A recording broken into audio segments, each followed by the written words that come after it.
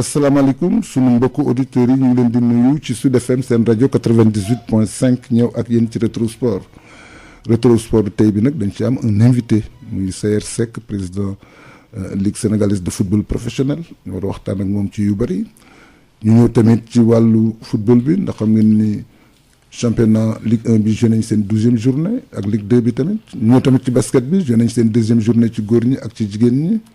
ñu waxtaan tamit ci làmb ji ndax xam ngeen ne arène nationale bi mu tijjee ba léegi am na ci ay combat yoo xam ne ñu ngi ko fay bëre loolu élagement li mooy waxtaanu tey bi nañ ubbi nag antenne bi nag vers 20h pour permettre aux auditeurs ñu bokk ci émission bi poser question s'il le faut à Saër Seck nga xam ne tey mooy sunu invité ñu waxtaan daal ci lu yaatu lu jëm ci wàllu sport defe naa élagement li loolu mooy programme mu Saër kon tey ñu ngi lay nuyu.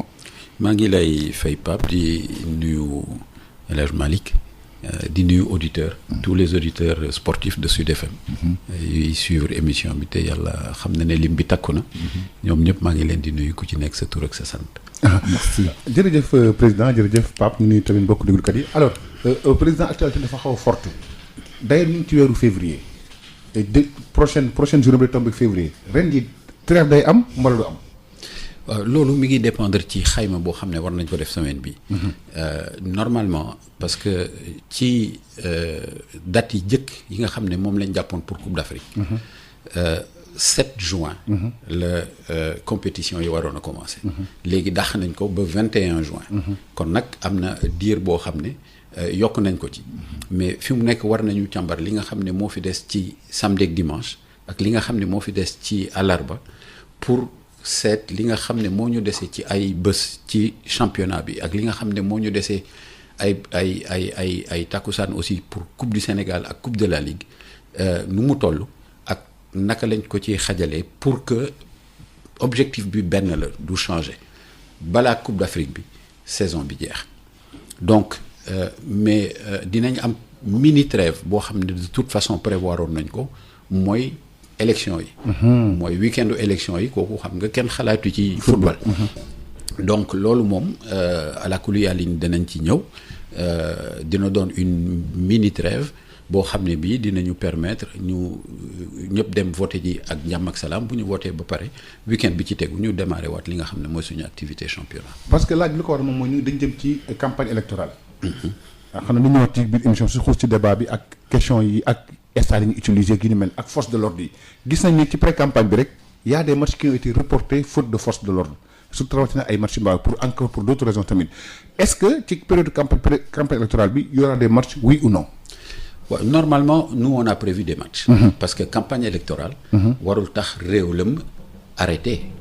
Parce que campagne électorale période la boo xam ne bii activité politique la. waaye nag activité économique dafa war a dox. activité sociale dox. activité sportive dox.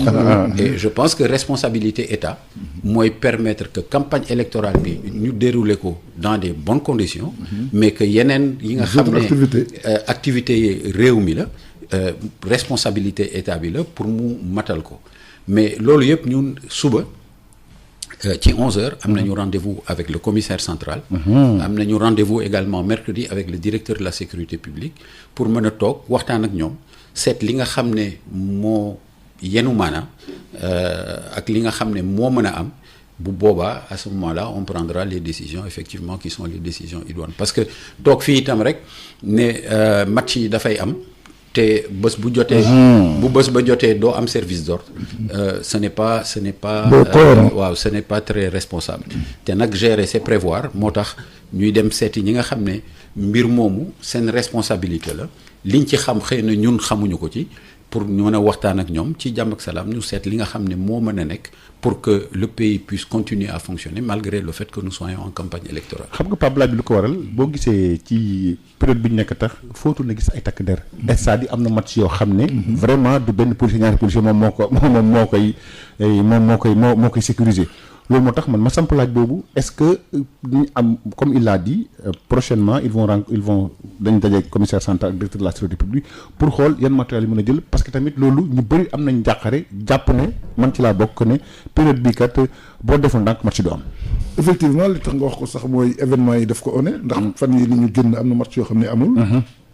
waaw mooy matchu mbaaw yi. matchu mbaaw yi xam nga mbaaw gendarmerie. moo ko couvrir. boo seetloo match yi nekkoon mbaaw amul parce que gendarmerie ci li ñu dégg dañ leen consigné woon donc mënuñu woon joxe ay éléments. pour que c'est lié encore aux élections. xaw ma ndax ci élection yi la parce que dañu ne daal dañ leen consigné mais waxuñu nag lu tax. ñu consigné leen mais match mbaaw yi amul mais yeneen match yi amoon Pikine yi amoon Guédiawaye ak yi amoon Léopold Senghor ak ci biir gox yi ci biir Sénégal yooyu yëpp match yooyu yëpp am nañu et donc looloo tax ñu war a togg ak ñi nga xam ne ñooy autorités yi pour càmbar ak ñoom mbir mi yëpp ñu seet li nga xam ne moo mën a nekk. À ce moment-là on prendra toutes les décisions pour que nit ñi mën a xam li nga xam ne mooy am fii ak une semaine avant les élections yoo xam ne ñu on avait prévu que match du am. beneen mbir bi tamit moom moo jëm ci utilisation stade yi. xam nga campagne électorale dafay tombeek léeg-léeg dañuy soxla stade yi. est-ce que tamit yéen a ngi ci bàyyi xel. ñu def nga point de presse boo xam ne maa ngi la tooñ démb sax pour alerter. wax ne kat lii stade pour football la. ñu ngi ruumandaat sax ne match Sonacos xaw nañ ko reporter dem mais finalement ça s'est joué contre le Casa Sport est-ce que tam stade yéen a ngi ci bàyyi xel par rapport ak campagne utilisation bi parce que boo utilisation bi rek ak ci campagne bi parce que boo defee nañ koy soxla parce que des fois ci yenn villes yi c'est plus spacieux moo ëpp espace pour campagne électorale est-ce que tam yéen a ngi ci bàyyi xel ndax jot nañ ci waxtaan ak ministère des sports bi waaw mais xam nga stade pour football la d'abord mooy li jiitu ñaareel bi mooy stade mënul ëpp espace ab bayal te suñu gox-goxaan yi bayal yi bare nañu fa. ku bëgg ak sa activité économique politique wala économique wala même religieuse nga defi ko fi nga xam ne foofu la yellool ñun kenn waxul sax stade yi bu ñu ko utiliser mais mënuloo jël stade ajjuma samedi ak dimanche bu ci nekk mu am activité boo xam ne bokkul ak football. te bu boobaa du ñu def dara lu dul gestu ci ligue professionnelle ne leen seen match yi ngeen amoon ci week-end bi da ngeen koy déprogrammer dàq ko ba beneen loolu kenn mënu koo dégg te kenn mënatu koo continuer di dégg ci Sénégal mbir mi c'est un problème de responsabilité ñi nga xam ne ñoo ŋànk responsabilité gestion stade yi dañu war a xam ne dañoo war a football ba pare li ci des bu mënee nekk ci biir stade yi na nekk ñun loolu déranger wuñu mais mënuñu continuer ñun di dàq suñu ay match di changer suñu programme pour que ñuy def ay chants religieux wala ñuy def ay lamb wala ay concert wala ay concert wala ay réunion politique gis nga journée yi bare nañu aujourd'hui stade yi la politique de l'État fait que ñu ngi leen di multiplier ñu ngi stade yaa ngi takku lim bi macha allah parce que ñun xam nañu aussi fa ñu jógee. bi ligue professionnelle commencé gis nañu fi ñu jógee ak fañ daan football ak tey ni mbir mi mel kon nag loolu dañ ciy delloo ñi nga xam ne ñoo ñuy gouverner dañ leen ciy delloo jukkal reconnaître li nga xam ne moom la ñu def ci liggéey mais nag ñi ñu confier stade yi responsabilité pour ñu gérer ko ñoom ñoo war a matal li nga xam ne moom lañ leen dénk. pour que ñu xam ne stade bi c'est un stade de football. football mooy jiitu li ci des mën cee tegu mais mënuloo def activité yëpp ba noppi nag door a bàyyi ne football bi li des seet leen fu ngeen mën a dugg loolu moo mënatul continuer. mais xam nga président stade yi ñu dafa am ñu ko jiite mais ñi ko jiite ils sont ministère des sports la ñu bokk xam nga fii fi ñu mel ñu tëb la yow ñu ko jiite sax lu wax ak sa kilifa nga séddee donc des fois ñoom sax da leen di dépasser. des fois dañoom da leen dépassé parce que est-ce que loolu tamit yéen xalaatu leen jéem a togg ministre des sports bi waxtaan ak moom pour que yenn yi bu fekkee ne sax moom s'il n'est pas impliqué ngeen alerter ko aviser ko par rapport ak li nga xam ne moom ngeen di ragal. gis nga Malick boo ko seetloo. stade yi nga xam ne ñoo nekk sous la responsabilité du ministère des sports amuñu ci problème. c'est les stades municipaux d'ailleurs parce que toog nañu.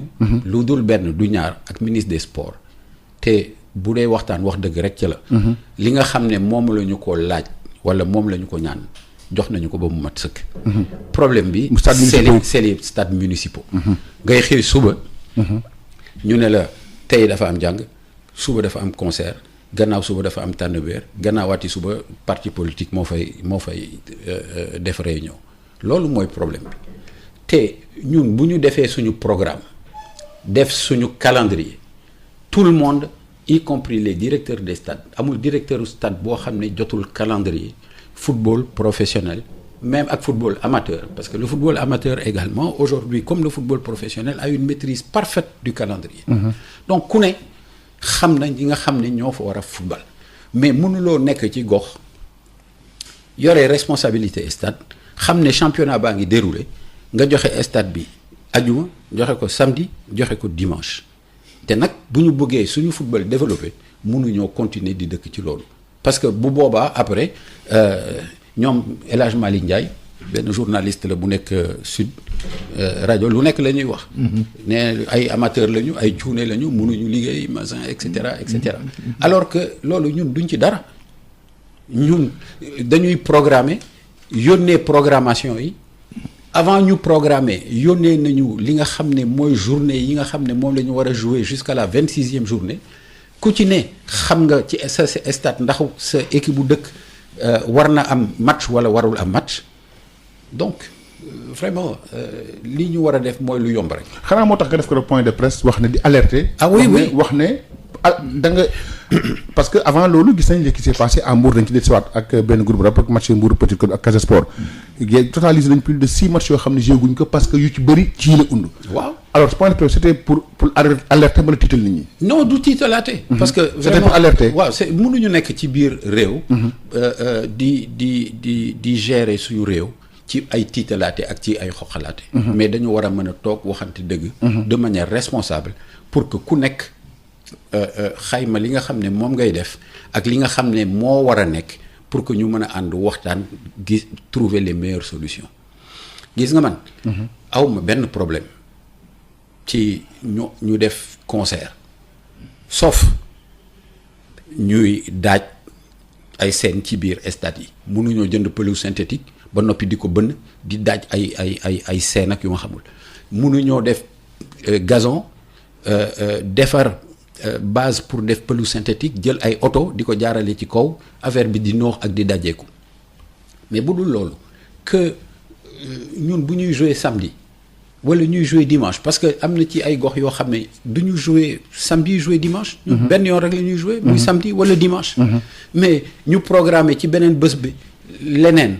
ajjuma ji ñu programmer leneen loolu ñun amuñu ci benn problème mais li ñu mënatul mooy ajjuma bi ñu programmer leneen samedi bi ñu programmer leneen dimanche bi ñu programmer leneen ñun ñu war a dàq li nga xam ne moo tax ñu tabax stade yi. xanaa yéen Star Times di seen partenaire da leen saisir da leen alerte da leen attirer seen attention ci par rapport ak loolu mbala. non mais loolu jarul sax Star Times di ci attirer suñu attention parce que bu fekkee ne da nga bëgg a nekk dans le professionnalisme et. loolu waxtu wu amee on nous attaque pour manque de professionnalisme on nous traite d'amateurs on nous traite de cuune on nous traite de tous les noms mais ñun on a pris des dispositions pour que li nga xam ne moo nekk suñu contrat ak Star Times maanaam ñaari match yoo xam ne dañ leen di wone chaque journée benn bi samedi la à 16h bi ci des dimanche à 16h pour que sénégalais bi fu mu mën a toll ci àdduna xam na ne samedi 16h bu demee ci plateforme Star Times dina fa fekk matchu Ligue 1 dimanche bu 16h dina fa fekk match Ligue 1 kooku de la première journée jusqu'à la 26e journée et bu ñuy programmer les matchs à retransmettre dañuy programmer de la première journée jusqu'à la 7e journée bu ñu àggee 4e journée dañuy programmer de la 8e journée jusqu'à la 13e journée bu ñu àggee 10e journée dañuy programmer de la 14e jusqu'à la 20 donc xam nañ ko et à suffisance mais loolu boo ko bëggee développer ce football li nga xam ne moo ñu manqué woon muy la visibilité de notre football muy un programme boo xam ne ça devient un programme régulier amateurs yi mën koo seetaan fu ñu nekk mu moo xam ñu ngi Sénégal moo xam ñu ngi bitim réew nit ñi nga xam ne ñoo bëgg a ànd ak ñun pour développer seen produit wone seen produit nekk ay partenaires de la ligue mën cee feeñ mais mënuñu permettre que parce que quelqu'un là-bas a décidé que stade bi du nekk disponible wala service d'ordre amul match bi nga xam ne moo waroon am samedi 16h ñu war ko dax parce que loolu contrat bi nga xam ne yow yaa ko signé matale woo ko xam nga Pape am na benn samedi il y a de cela quelques semaines samedi la woon Mbour Petite Côte Casa Sport amul woon. parce que ça dafa amoon concert de rap. ak à Mbour. à Mbour. ak Caroline Faye. ak N version yoo xam ne ligue bi joxe version maire Mbour bi joxe version affaire bi xawoon na indi ay kii nu mu tuddati interprétation yu bëree moom mi je l'ai interpellé benn jour au téléphone on a longuement échangé. même su fekkee sax li ma doon wax àndu ci woon comme d'habitude j'étais dans mon rôle. donc yooyu day faral am nga ñëw ba war a jouer gis ñu tamp ñu sam leerul daal. ci un football qui se respecte je pense que moo tax chaque fois ñu leen traité ñoo xam ne c'est des amateurs bu su fekkee ne sax boobu les responsabilités étaient partagées. effectivement ndax xam nga bu fekkee dafa am loo wax ak sa nawle lu jëm ci war a ànd liggéey maanaam genre partenariat li nga waxanteeg moom boo ko deful rek da ngay génn maanaam ci li nga xam ni mooy engagement yi nga jël te loolu tamit mën na indi problème ci contrat bi parce que ñoom li tax ñu koy def point par point la mais point bu ci manqué rek mën na indi problème te problème bi mën na indi rupture de contrat. mais comme li SAER def récemment woote waxtaan wax ak ñi nga xam ne ñoo sëq mbir mi parce que mbir mi tamit du ligue bi rek am na yeneen mbooloo yoo xam ne. surtout mairie yi mel ne maire yi ak stade yi fi ñu nekk ak yooyu ak ñu koy gérer ñu faral di def maanaam réunion de coordination en général kooku tamit war mun nay am par semaine ñu dajee toog waxtaan c'est-à-dire à chaque fois bu ligue bi di def réunion am corps yooyu nga xam ni dañ bokk ci football bi de par. seen infrastructure ñu toog ci waxtaan bi fekk ko au lieu ñu leen di bind lettre rek di leen wax nag lii dafa am solo. dañ ko rappelé dafa am solo. ndax lii liñ ciy am toog nañ lu yàgg amuñu ko te ki ñu ko amal bu ñu continuer ak moom mën na indi leen te dafay développer football bi comme que Sénégal football bi yëpp dañuy tenir compte ci résultat équipe nationale bi te équipe nationale bi li koy defar mooy football professionnel local bi nga xam ni mooy produire joueurs yi nga xam ne ëllëg ñooy jouer ci équipe bi. mu nekk loo xam ni tamit bu fekkee defuñu ko bu ëllëgee amuñu dara lu ñuy taxaw ni équipe nationale bi lii war nga ko indi wala fédération bi lii war nga ko indi puisque dafay am manquement mooy cri d'alarme bi mu def waxtaan ak ñi mu war a waxtaanal léegi nag ñu jéem a seet ndax contrat bi bu yàqoo moom dina yàq lu bari ci football sénégalais bi. mais Pape li ma ci bëgg a yokk rek mooy li nga xam ne moom la ñu def pour vraiment attirer l'attention. mooy le cri du cœur qu'on a donné l'autre jour ci suñu conférence de presse danañ ko weesu parce que ñun danañu sol suñu daal fépp foo xam ne am na stade boo xam ne y a un maire on demandera un rendez-vous au maire pour dem toog waxtaan ak moom parce que Sénégal ñoo ko bokk infrastructure yi ñoo ko bokk le maire a sa responsabilité c'est lui qui gère les stades ñun on est les utilisateurs on estime être les utilisateurs prioritaires j'allais dire même absolument prioritaires donc loolu war nañu toog waxtaan ak moom maire bu nekk ñu seet les voies et moyens yoo xam ne dinañ ci jaar pour mën a am des programmations yoo xam ne ay programmations yu mucc ayib la dara du ci nekk problème comme ça à ce moment-là on peut développer et dérouler le programme de développement du football ci suñu réew. ñu ñëw ci deuxième point bi moom mooy 12e journée président gis nañ ne 12e journée bi championnat bi dafa maanaam dafa xaw a dafa ala dawme pratiquement dafa jaxasoo boo xoolee entre la Sonacos bi jël dernière place bi elle est à 9 points leader bi AS Pikine elle est à 22 points donc c'est très serré ci Ligue 1 bi gis nañ ne pratiquement équipe yi nga xam ne keroog ñoo nekkoon en difficulté muy NGB ak Sonacos dañ def match nul dañ gagné keroog dañ gagné est-ce que ça prouve que niveau yi ëppante wuñu jekkwante la doon mbala ci ran lay joué gagné ci ran lay joué pour dire ci lañ lañ koy joué ci ay détails mbala. mais Alaaji Malick da ngay gaaw a fàtte rek mais boo xoolee émission yi nga xam ne def nañ ko fii. fii laa toog ne la. jouer championnat Sénégal. gagné ko facilement. balaa ñoo jàdd virage nga ne Sandina Karawaas loolu jeex na fi le championnat du Sénégal il va être de plus en plus disputé parce que ñëpp ay préparé fi mu nekk xëy na dinañ ci wax mais notre football amatul équipe boo xam ne dafay bàyyi loxoom wala mu bàyyi boppam tout le monde va jouer et va jouer crânement sa chance et phase retour yi di ñëw di nga fi gis phase retour boo xam ne dina am un niveau de compétitivité et d'animation boo xam ne gën nañ ko gis ci championnat du Sénégal. mais Pape loolu yëpp nag dafa am lu koy firndeel loolu yëpp su fekkee localement baax na sur le plan continental pour aborder la représentation Afrique sénégalaise en Afrique ça pose problème gis nga Jaraaf keroog rakkale la jël fële au Maroc benn équipe donc te son ngi def ay efforts ñu refaire ci Coupe CAF depuis 2 ans ñu koy def contrairement aux années passées boo xam ne am na évolution mais am na lu ñu manqué ba léegi. c'est quoi xaalis la talent wala lan ba mënuñ ñun fexe ba imposer au niveau sur la scène africaine. ñaar yi la mais bi nga jëkk a tudd. mooy koom-koom bi. ak koppar gi moo gën a ràññeeku. gis nga football de haut niveau c'est une histoire de moyens mënuloo yow di compétir ak ñi nga xam ne at bu deexe ñoom ñu dem jëli li nga xam ne moo gën ci équipe yi en Afrique.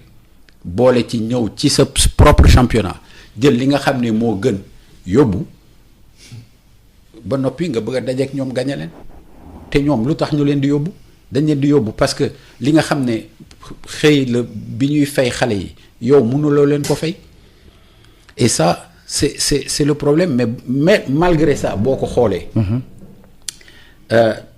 éliminer nañ ñu metti na trop mais à chaque fois on nous élimine sur des détails. mais 5-1 président ku ko dóor moo la mën. waaw non tout à fait non kooku amul problème. ah 5-1 moom ku la ko gagné moo la mën. mais xam nga nee nga 5-1 ku la ko gagné moo la mën. mais à l'aller fii. 2-0 la woon. waaw 2-0 la woon. mais mënoon na nekk pire que 2-0 mais boo amatul buñ joxee Youssou Paye carton. Youssou Paye il va dans un duel boo xam ne dañ ko gaañ ñu jox ko carton. c'est son 2e carton. expulsé Tendeng. Youssou Diagne blessé. absent. penalty. ñu jox waa ji penalty pour mu réduire le score alors que xam nga man li ma jaaxal ci damay dellu si rek ci coupe du monde xam nga coupe du monde bi ñu Colombie gagné. dañ ne ci corner bi ci tegu Yeri Mina dafa tëb mbëkk luppe mbëkk bi bal bi dal ci loxo bi ñu ne amul penalty parce que dafa mbëkk bal bi dal ci loxo bi mais penalty bi ñu accordé fii keroog marocain yi le joueur du Jaraaf dafa luppe mbëkk bi dal ci loxo bi ñu ne penalty immédiatement bërki démb Lille contre Marseille.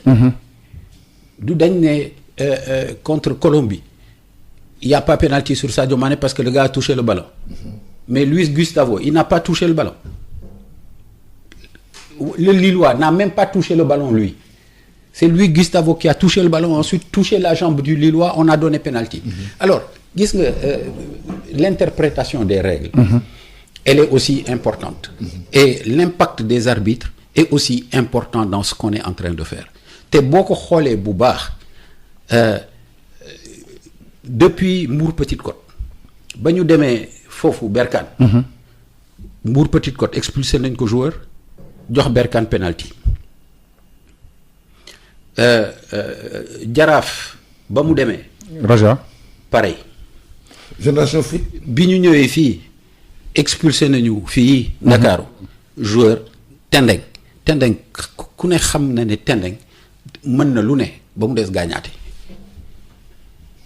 mais on a expulsé Tendeng jox encore marocain yi penalty mais sénégalais yi ñoom seen bopp kañ la ñu am penalty. xam nga président alors président da nga ubbi beneen poñ da nga ubbi yeneen poñ.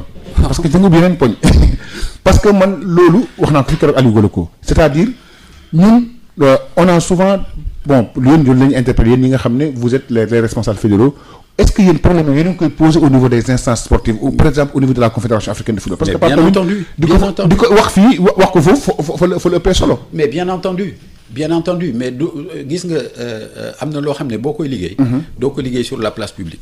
mais que ce soit la CAF comme la FIFA à chaque fois qu'il y a des problèmes les autorités fédérales ont saisi qui de droit. mais dama gis kat affaire bi jeexagul ba léegi. ah waaw d'accord mais. donc baptisme bi amul effet. c'est une lutte de longue haleine. oui c'est une lutte de très longue haleine. parce que kenn du bàyyi boppam.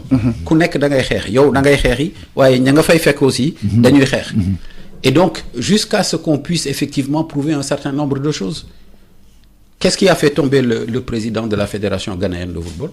C'est des affaires de corruption. Ah voilà. moo ko daan sur les arbitres. Oui mais avant loolu kooku waxoon lu mu lay wax Je n'ai absolument aucune preuve. Jusqu'à ce qu'on puisse effectivement articuler un certain nombre. mais Ghana du Maroc. Non, d'accord. Ghana du Maroc parce que xam nga Maroc moom Pape wax nañ ko fi keroog Maroc président Maroc boo xoolee li mu représenté c'est comme si la CAF est redevable au Maroc. Non, gis nga. En tout cas, le Maroc est un leader. Voilà mu ngi noonu. Au niveau de la CAF. Le président Eles Berkane, je parle sous votre contrôle. C'est le chargé des financiers de la Confédération africaine de football. C'est le troisième vice-président. Troisième vice-président de la CAF. Ouais. Tout à fait. Berkane ku fa dem da ngay ñàkk. oto bu bon lañ lay jox man je justifie pas les défaites constat laay def. génération bu dal na ko. dal na Jaraaf dal na Mbour Petite. waaw mais xam nga nag aussi. comme on dit am na loo xam ne boo ko xamee yëg ko bu la dalee yaa tooñ sa bopp.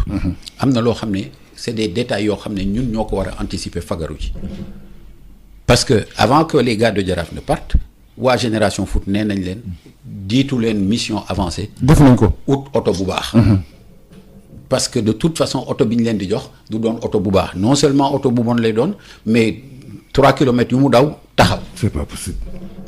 Mais ça, c'est effectivement dans la guerre psychologique. Et c'est sur ces détails-là qu'on est effectivement en train de perdre.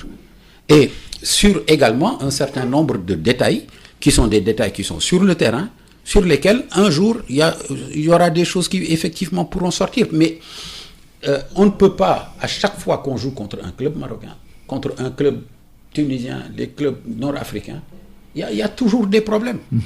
Dao, regarde en demi-finale de Ligue des Champions, je crois que c'est un club angolais, etc.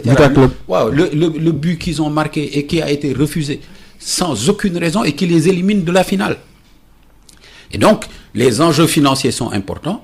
Il faudra que la Confédération africaine augmente sa vigilance en ce qui concerne effectivement la manière dont c'est... affaire bi ñu koy jàmbat ba léegi amul benn solution li dañ koy jàmbat ba léegi y a aucune avancée. waaw mais donc day xaw ni nga baal wax ju yàqu. waaw déedéet du doon wax ju yàqu. wax du yàqu jamais. parce que wax joo xam ne dafay defar du yàqu jamais. parce que dana am bés wax ci comme tu dis ferenkulaayu et bu boobaa parce que liñ doon wax. xam nga man dem naa yóbbu équipe nationale Sénégal U20 Ghana qualification Coupe d'Afrique. ñu gagné leen fii ñu dem foofu di jouer ak ñoom jouer une mi-temps boo xam ne on les a tenus en échec. À la mi-temps le président de la fédération a demandé que ñu fay caméra yëpp bu benn caméra tàkkati.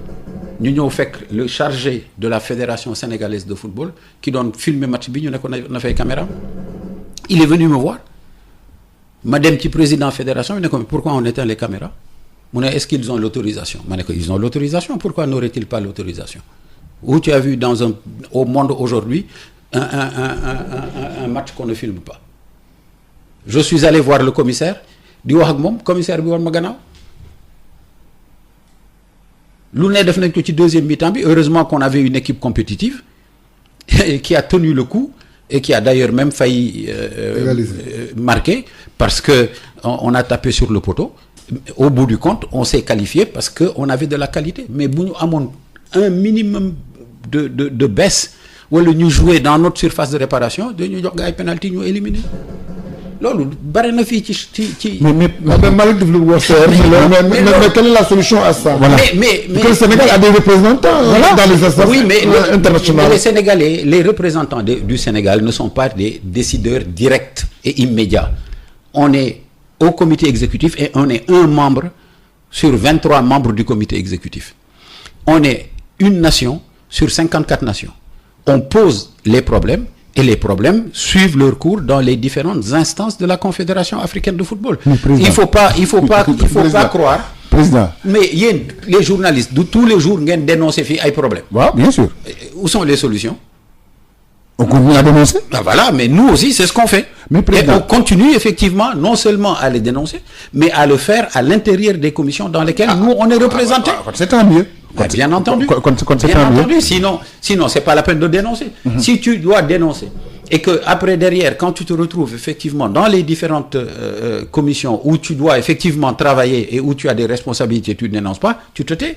waaw mais frère bonne relation le président fédération africaine yi am entre le président de fédération xanaa am ngeen quand même ay relations de cordialité des relations de voisinage des relations yoo xam ni. bu fekkoon ne relation de cordialité ak de voisinage yi.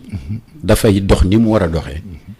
doo dem ñu jox la bus boo xam ne dafay. d'accord na man loolu jaaxal ñu jox la bus boo xam ne ay xar sax mënu fa dugg. loolu dafa war a dox. mais loolu dafay mi ngi dox sax parce que li fi nekkoon il y a 15 ans et il y a 20 ans. wàññeeku na.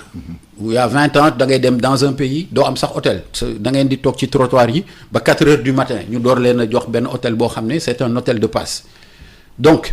am na loo xam ne mi ngi dox xëy na dañoo àggagul fi nga xam ne fa la ñu war a àgg pour la professionnalisation du football parce que ça yooyu ces problèmes là en Europe c'est des problèmes qui sont définitivement réglés.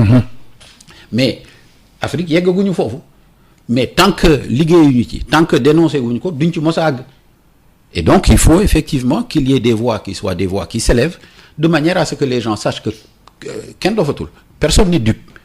Et qu'il y a un certain nombre de choses qui se passent et qui ne doivent plus se passer effectivement dans le football. Dans le football, les gens doivent être accueillis dans des bonnes conditions. Nous, c'est ce qu'on fait au Sénégal. Boo ñëwee, on t'accueille dans les meilleures conditions possibles. C'est le paradoxe. te yéen boo demee non mais d'accord mais waa ji. sa attitude boobu dana ko changer wala da ngeen koy maintenir. duñu ko dañ koy maintenir parce que waa ji bon na du tax man ma bon. dëgg la.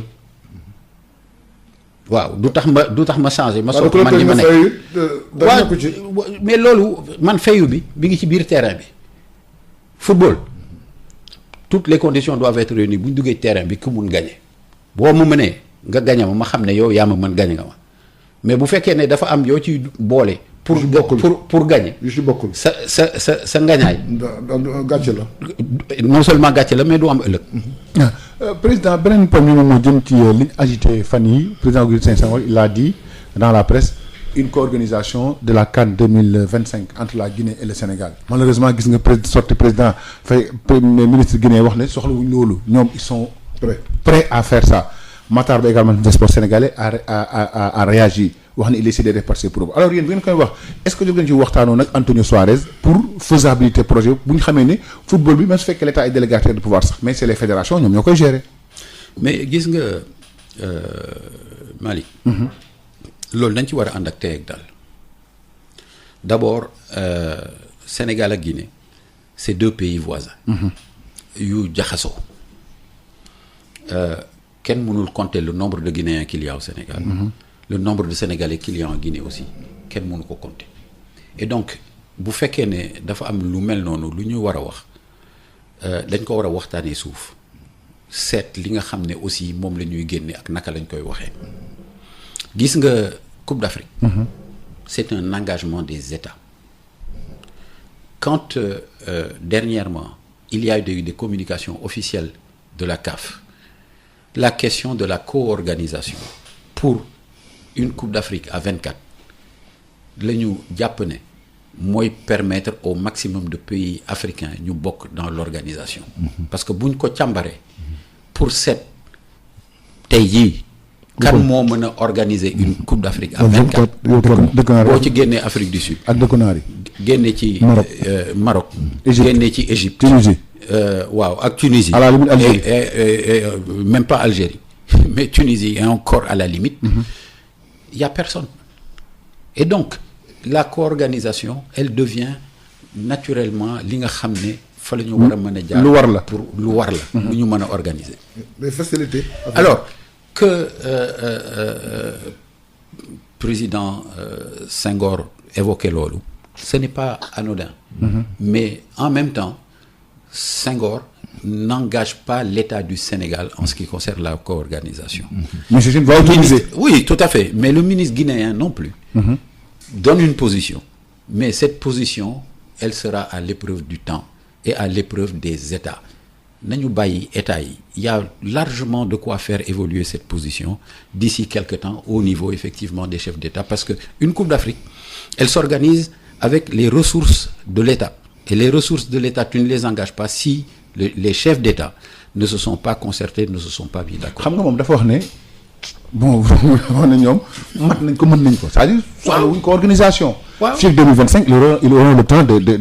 waaw mais comme le frère wax rek xam nga ñoom du ñu décider chef d'État yi ñooy décider tout à fait. ndax ñoom peut-être mën nañ def ay déclaration mais Pape sur le plan géopolitique. Guinée ak Sénégal ni mu mel kooku mënut a sañ wax yenn wax yi te amu ci te wax ko noonu te amu ci waxtaan ci Alpha Condé. waaw mais mën naa am y a la géopolitique devant. waaw mais Malick mën naa am wax ko en réaction à ce que Augustin a dit, le président de la fédération. que ñoom Anthony Suarez moo ko war a tontu, le président de la fédération guinéenne moo ko war a tontu. pas le ministre des sports. que ñoom souhaité wuñu peut-être def ko organisation dañu bëgg organiser ñoom kenn mais comme ni Sayer wax actuellement fi situation bi toll pays yi nga xam ne mën nañ ko organiser ñoom kenn bariwul. lu nekk mën am daal fii voilà parce que Malick 24 équipes du 16 équipes.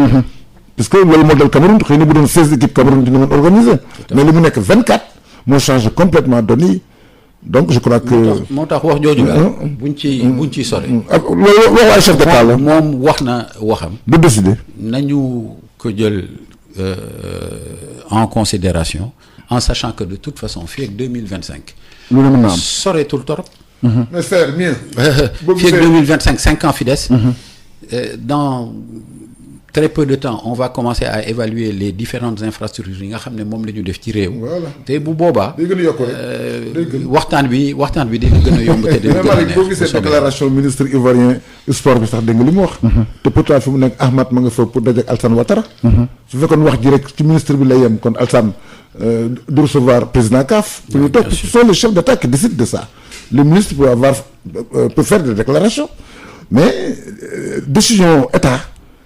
def naa chef d'état bi ak gouvernement bi rek ñoo ci habilité pour wax ko donc fédération yi mën nañu mer ni dañu war a organiser 2021 ñu yóbbu ko 2023 te Malick boo seetee ba seet sax en fait ku war a organiser 2021 ñu yóbbu la ba 2023 c'est pour te permettre d'avoir des installations qui sont prêtes avant le coup d'envoi mais toog ba dernière journée yi ñuy peinture yooyu comme li ñu war a def Angola 2010. waaw loolu la ñu Angola jour match Malick ñu ngi peinture ay cabine loolu war a dañ nag cabine ñu ko pare wu loolu war a dañ Malick loolu war a dañ pour organiser war na pare te boobu loolu bu baax loolu avant l'organisation loolu 16 la woon léegi 24 la dégg nga waaw kon nag yow boo bëggee organiser une coupe du monde effectivement à 24 dans ton pays ñu mel ni ñun nga xam ne Léopold Sédar Senghor pour le moment moo fi nekk te dañ ko war a defaraat war nga xalaat defar au moins 4 5 ou 6 infrastructures te yemul ci stade parce que tali yi wax dëgg hôtel yi foog ñu matale ko foog ñu matale hôtel yi sécurité bi foog ñu matale sécurité bi foog ñu matale télécommunication bi ak le réseau internet li nga war a matale dafa bare ba noppi am budget boo xam ne c'est un budget qui va permettre de payer l'ensemble des différents per diem de tous les gens qui vont être là et de payer effectivement les engagements à la Confédération africaine dafa vraiment vraiment co-organisation Malick moo gën a oyof pour pays africain yi dégg nañ déclaration yi mais jarul duma sa doom nañu bàyyi ba ca kanam bu boobaa mbir mi waxtaan bi dina gën a neex États-Unis ñu organisé coupe du monde en co-organisation avec le Mexique et le Canada bien sûr état bu toll na États-Unis bien sûr ñetti état ñoo organisé en 2030 il y a une pourtant les Américains peut-être ont assez de moyens pour organiser une coupe du monde comme ils l'ont toujours fait comme le Canada mais co-organisation bi dafay gën a oyofal li muy def ci lu baax dafa bari sax tournée bi beeg intégration beeg mais y a beaucoup de choses et puis dafa rafet sax dafa rafet Sénégal co-organisé Sénégal match Malick dem Guinée c'est un match Guinée ànd ouverture fii finale fële wala ouverture fële finale fii loolu Malick dafa neex sax donc tourisme la tout à fait boo ko xoolee y a des avantages co-candidature Espagne Portugal ak Maroc pour 2030 kon nag dara beesu fi nañu may tuuti rek filaas président leneen actualité forte moom mooy Idrissa Gana Gueye c'est yow sa loxo la jaar il est agité avec insistance au Paris Saint-Germain waaye dañ ko yokk ñaanal pour que PSG jël ko ndax PSG change bu baax la pour moom moo gën Everton ci moom oui bien sûr rien que jouer la Ligue des Champions c'est quand même un challenge pour la fin de sa carrière aujourd'hui Idrissa est un garçon qui est né en 89 donc qui va avoir 30 ans à la fin de la saison et donc qui va aller dans ces 3-4 dernières années 5 dernières années de football au plus haut niveau d'abord au plan individuel c'est important qu'il ait un nouveau challenge et un nouveau contrat pour finir 2 qu'il aille dans un club qui est quand même un club économiquement beaucoup plus assis que Everton, compte tenu de l'ensemble des moyens financiers qui sont drainés par le Qatar, qui est le propriétaire du club. 3, il joue la Ligue des Champions et donc a la possibilité, avec un club dans lequel tu as Neymar, Mbappé, Di Maria, etc., comme coéquipier, donc de pouvoir être prétendant, tous les feux sont au vert pour pouvoir effectivement aller au PSG. Mais aujourd'hui, la situation n'est pas encore totalement décantée. Puisque évidemment Everton demande des choses qui sont importantes, ce qui fait que l'offre du PSG n'est pas encore arrivée, mais comme bientôt la fenêtre va fermer, nañ ko yokk ñaanal rek may sàkku ci sénégalais yëpp ku ci nekk boo julee nga ñaanal ko pour que loolu mën a am te muy li gën ci moom. est-ce que war nga échanger ci loolu yow jot nga ko dégg ci loolu mbala pas encore sànq rek jot waxtaan nañu lan mooy position mbala mënuñ ko xam ci rajo bi loolu nag moom mënuma la ko position boobu mooy bëgg dem bëgg na wala bëggul bëgg naa dem ça il l'a même dit à son club waaw dirigeant yi ñooy waxtaan non il l'a dit mais bëgg na kay il a dit à son club dem PSG xam ne les plus grands joueurs du monde ñu nga fa pas les meilleurs mais ils sont parmi les meilleurs ñu nekk PSG c'est une grande équipe jóge Everton dem PSG. en France parce que ñoom. la ñuy yem toog coupe de Ligue des Champions. mais moo tax bu Gana demee looloo tax ñu jël Gana. bu dem pour mën a romb passe foofu boobu étape. est-ce que tira xëccoo bi Everton ak Paris demu ko kii perturbé ko. non parce que xam nga Gana macha allah gune gu am dal la. il sait ce qu'il veut mais il sait aussi ce qui est possible et comme je trahis un peu notre conversation il dit loo yóotu yàlla na doon li gën ci yow. waaw donc yàlla na yàlla def li gën. Et donc il attend sereinement. Ça ne l'empêche pas de se préparer de manière tout à fait professionnelle. Et si le week-end prochain il doit jouer à Everton, ça veut dire que ça ne se fera pas puisque la fenêtre ferme le 31. Le jeudi. Jeudi. Donc si week-end prochain il doit jouer à Everton, il jouera à Everton. Mais s'il part, il sera prêt pour jouer le week-end prochain dans les rangs du PSG. Parce que maa ngi déglu mais son équipe dit que bala ñu ko joxe am jour bu ko remplacer ça aussi. Ouais, mais Lolo, c'est pas un frein à ça. Non, mais dans leur équipe, ils ont les joueurs pour le remplacer. Parce que ils ont pris André Gomes qui était à Barcelone. Il y a Schneiderlin qui est également dans le groupe. Il y a plusieurs joueurs qui ont effectivement ce profil-là. Sauf que ils ne jouent pas de manière régulière parce que Gana joue de manière régulière. Mais si Gana part, il y a des joueurs effectivement qui vont arriver. Et puis le marché est encore ouvert. Ils ont probablement déjà un plan A, un plan B en remplacement. Et donc s'ils ont l'argent du PSG pour pouvoir laisser partir Gana, ça veut dire qu'ils ont aussi en 24 heures la possibilité de faire signer. Mais sérieux, en tant que vice-président de la fédération, membre aussi du comité exécutif, à chaque fois bu équipe nationale bi di voyager da ngay ànd ak ñoom. Après la Coupe du Monde dégg nañ ay remous yenn joueurs yu def ay déclarations parfois incendiaires.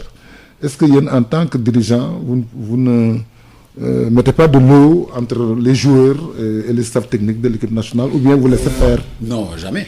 Si on part là-bas pour laisser faire ñu toog suñu kër. Loolu xalaatu ko Pape kooku xam naa ne xëy na dañ la ko yóbbante rek waaye yow mi ci sa bopp xam nga ñu te xam nga nit ñuy doxalee. Comme on dit mag baax na bàyyi ci kër. Mais aujourd'hui dans la presse le capitaine a remis les pendules à l'heure. Gis nga football moo mel noonu te dafa metti bu ñu demee au niveau de la haute compétition et qu'on regroupe 23 joueurs de haut niveau qui sont des compétiteurs et qui veulent jouer pour en faire jouer 11 mënul bañ a am ñoo xam ne foog ñu ñaxtu parce que noonu la c'est l'ordre naturel des choses. Maintenant c'est à nous occuper de ceux qui ne jouent pas et qui ont effectivement un certain nombre de regrets ou de remontrances. En sachant que gis nga football man tous les jours danaa ci waxtaan ak xale yi footballeur jarul muy wax ju bare footballeur day pare. bés bu duggee. wone ne moom il avait raison. Que les autres ont boo paree entraîneur bi jëlu la ne. non mais boo paree entraîneur bi jëlu la c'est que entraîneur bi dafa yaakaar ne man bu ma paree entraîneur bi jëlu ma dafa yaakaar ne Malick Ndiaye mii moo koy gagneloo match. entraîneur buy dugal Malick Ndiaye en pensant que Saër Seck moo mën amul. tous les entraîneurs ñoo la gën a bëgg a gagner match. mais il peut se tromper une bonne fois. mais bien entendu. mais kooku c'est toutes les. Frère mën nañu jum wala ñu am limite. mais Pape. entraîneur mën na am limite. bien sûr. Pape. ñiy defar fusée yuy dem dans la lune. dañuy juum fusée yi di kalaate. te loolu. wala jum bi du bëri de sec. te loolu bare na ñaata yoon. jum bi su bëree du baax. waaw dawal avion rek. waaw. xanaa jum bi kay day néew. waaw tout à fait dëkk ci jum. waaye loolu day kalaate. te loolu science la. 1 + 1 = 2. Ici on est en ressources humaines. Et on est en projection. d'un potentiel à exprimer sur le terrain. moo gën a jafeeti. donc loolu dañ ciy ànd ak ñun. tey ak dal. te nag il faut aussi dire que souvent ñi nga xam ne ñooy commenter. fekkewuñu na nga xam ne noonu la xale yi di tàggat. mais dañu leen di sourcer. c'est les joueurs qui les sourcent. presque c'est les joueurs qui les sourcent. mais un joueur qui te source parce que il est sur le banc. mais il va te dire moi je suis en meilleure condition. xam nga ni fay doo xëy dañ lay sourcer rek. kenn du la ki yow man dinañ ma jël teg ma ci banc bi ma sourcer la ne la waa ji moo ma gën. waaw mais frère non donc waaw mais frère kon pour yow l'entraîneur ne doit pas être rectifié dans ses choix ou dans sa manière de jouer. si il a la latitude de se tromper et de continuer le travail. non tout entraîneur se trompe. Quand Guardiola s'est fait corriger l'année dernière par Liverpool, il a admis qu'il s'est trompé. dañ ko dàq. Mourinho se trompe combien de fois? dàq nañ ko. Oui, mais dàq nañ ko au bout de combien d'années? Après avoir dépensé plus de 500 millions d'euros en transfert. En lui laissant assez de trop de temps. Donc avant de le renvoyer. Donc mbir mi yàgg na fi. La question. C'est est-ce que on travaille de manière sérieuse, on observe de manière sérieuse et on est objectif dans ses choix. Et nous, en tant que dirigeants, on est là pour sécuriser effectivement l'ensemble de ces différents éléments. L'entraîneur ne peut pas venir et faire ce qu'il veut comme il veut et on n'a pas un entraîneur qui est effectivement dans ça. ñu ànd ak Alassane Dieulane. Val d'Afrique moo leen di may seen émission rétro sport ngir massage bu jaar ci yoon taamu leen gamme Piro Valda. jërëjëf Alassane président ñu woon ci équipe nationale bi récemment on a agité l'idée d'une prolongation du contrat de Aliou Cissé yokkaat ko d'ailleurs sax ñu wax ne dossier bi c'est au niveau de l'agence judiciaire de l'État pour éviter li nga xam ne amoon na ci ay amara ki ay ñoom ay gis sefan daal di amaat beneen mooy objectif bi ñu ko fixé xam nga ñun on se voit trop beau demaguñ sax di wax ne objectif bi jël CAN bi la jël CAN 2019 bi la mbala tamit au moins am une médaille d'argent. loolu rëy na di jël CAN. alors président fu ñu toll ci optique gu prolongation contrat Aliou Cissé en tant que vice-président fédération de football. non gis nga la prolongation du contrat de Aliou Cissé. d'un point de vue du principe c'est quelque chose d'acté. Et c'est pas acté sur la base de li nga xam ne mooy objectif yi. c'est acté sur la base des résultats. obtenu. boo xayma bëgg nga Aliou Cissé bañ nga ko. boo xayma li nga xam ne moom la def en termes de résultats depuis qu'il est là en nombre de matchs et en nombre de matchs gagnés. Notamment au niveau des matchs officiels. Tu ne peux pas ne pas reconnaître qu'il a fait un excellent travail. Même si on n'a pas gagné de trophée. waaye yow du léegi yow yaa wax on se voit trop beau. Et on parle tout de suite d'aller gagner. waaw yow yaa ko fi wax léegi. waaw noppi après là et puis là tu nous reproches de ne pas avoir gagné de trophée. ah dama xam nga gain kat waaw allez-y. mais un trophée. On le gagne. Sur la base d'une permanence et d'un travail. doo xëy suba rek ne damay gagner trophée. Et quand Aliou Cissé est venu, on ne lui a pas demandé d'aller en finale. Et jusqu'à présent, pour le moment, personne ne lui a demandé de gagner un trophée. On lui a demandé aujourd'hui de pouvoir effectivement être en finale. Et ça, ce n'est pas nouveau. C'est quelque chose qui date de plus de 4 ans quand on a signé le contrat avec lui. On lui a demandé d'abord d'aller dans un quart de finale, ensuite de se qualifier à la Coupe du Monde, et ensuite de pouvoir évoluer et de venir vers la finale. Si on ne lui demande pas ça, vous nous dites vous manquez d'ambition. Bien sûr. Et si on lui demande ça, vous dites on est trop beau ou on se voit trop beau. Alors il faut savoir ce que vous voulez. On fait comment? Mais yow yaa ma gën a bëgg coupe. déedéet. yow mi ko jiite kay. kon kay jarul wax. mais Pape xam nga ci xaw a jaaxal. maa la gën a bëgg coupe bi fopp. mais bien sûr. waaw parce que loolu rek a tax may daw. parce que bés bu ñu gagné coupe bi fii. ma mën a toog suma kër noppalu. nga mën a toog sa kër noppalu. waaw lu tax. parce que loolu laa bëgg te li ma bëgg kay moo ko amee ma mën a toog noppalu jox ñi ci des. xam nga président ubbi nga beneen poñ ci débat bi c'est-à-dire li ngay wax ni yëpp d'accord mais li koy mandargal moo dalul xel. équipe bu génn ñi dañuy tiit dañuy gagné ay quart de finale c'est-à-dire loolu moom moo xel nit ñoo dul dal. même su fekkee ne sax am nañ potentiel boo xam ne am nañ ko mais souvent pour agsi fa ak yoon yi jàpp agsi loolu on a peur de regarder l'équipe jouer. voilà justement. Non, vous avez peur de regarder. Moi, je n'ai pas peur de regarder. Non. Non, moi je vois l'équipe s'entraîner et je suis absolument persuadé que l'équipe, ce qu'elle fait à l'entraînement, elle le reproduit en match, peut-être même un peu moins, elle va gagner. Mais parce que football. Parce que vous faites qu'on est man, fini pour que nous gagnions match. Mais ça va. Sénégal du ma gis. parce que ñeneen ñi dañ may fay. mais président pour que mu ñëw ci ñoom. mais Pape donc entraîneur bi ñu jël on le prend pour qu'il règle des équations technico-tactiques pour régler ko. mais président bu ñu lay fay c'est pour ngay def dara la. mais yow. Quand même. Malick. On va pas refaire le même débat que tu fais tous les lundis. Non, je refais. Non. Tu fais ce débat-là tous les lundis. Non, loin de là. Et parce que tu n'es pas non, moi le soxal yow. Tu n'es pas satisfait. Oui. Parce que l'entraîneur mais Samouaï, dans une Coupe d'Afrique, il y a un vainqueur. Bien sûr. Donc tous les autres entraîneurs doivent être virés. Mais non, mais pourquoi? Et pourquoi tu veux que nous on vire notre entraîneur parce qu'il n'a pas gagné?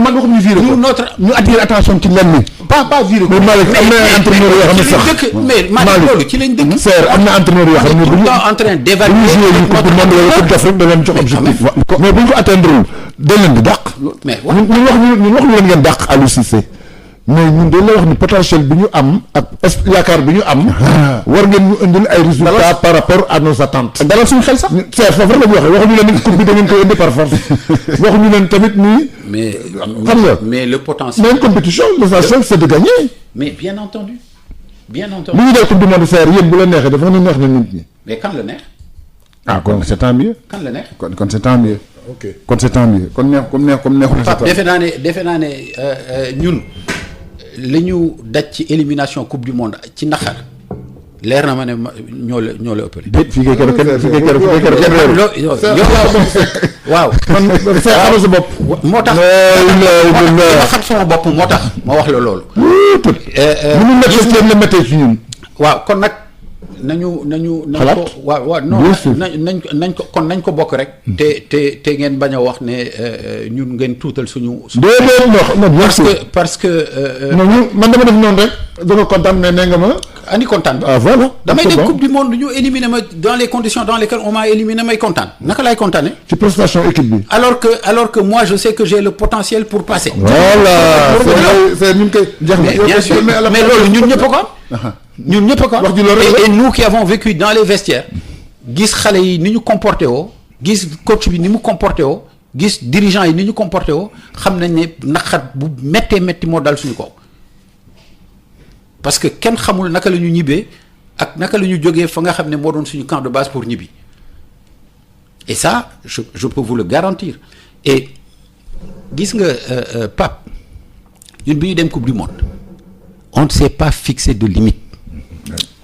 Quand on a commencé à jouer, contrairement à ce que les gens disent, le Sénégal ne joue jamais aussi bien que quand elle est en coupe du monde et qu'elle est dans des terrains qui sont des terrains de qualité. Colombie. Qu'est-ce qu'ils ont montré devant le Sénégal? Gagné.